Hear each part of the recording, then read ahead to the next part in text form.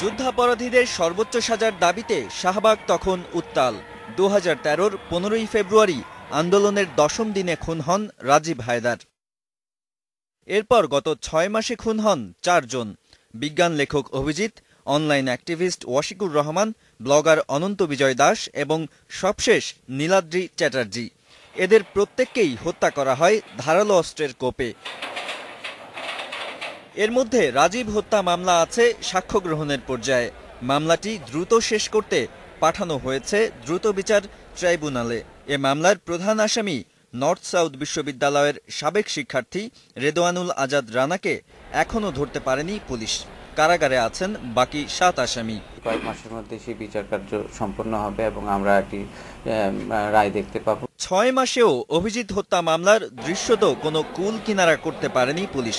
7 জনকে চিহ্নিত করার দাবি করলেও গ্রেপ্তার হয়নি একজনও।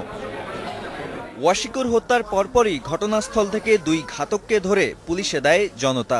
4 মাস পার হলেও বাকি 2 আসামিকে ধরতে পারেনি পুলিশ। থমকে আছে তদন্তও। যে মামলায় সফলতা দ্রুত আসে না বলেই যে আমাদের সীমাবদ্ধতা বা আমাদের ব্যর্থতা সেটা বলা যাবে না। মামলা তদন্তে আমরা আন্তরিকতা দিয়ে, বিশেষ করে এই মামলাগুলো আমরা আন্তরিকতা দিয়ে আমরা পেশাদারিত্বের সাথে মামলা তদন্ত কার্য পরিচালনা করছি। সিলেটে অনন্ত বিজয় দাস হত্যা মামলায় গ্রেপ্তার স্থানীয় এক ফটো সাংবাদিক ইদ্রিস আলীর কাছ থেকে পাওয়া তথ্য বিশ্লেষণ করে দেখছে সিআইডি।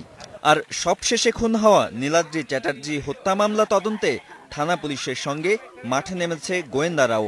কারা কারা তার শত্রু ছিল এবং কি কারণে তাকে হত্যা করা হতে পারে, সেই সব বিষয়গুলো আমরা এখন চুলচারা বিশ্লেষণ করে আমরা আমাদের কর্তব্য পন্থা ঠিক করব।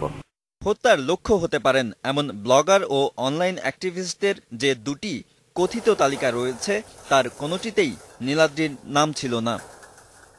Nadim Mahmud, independent news, Dhaka.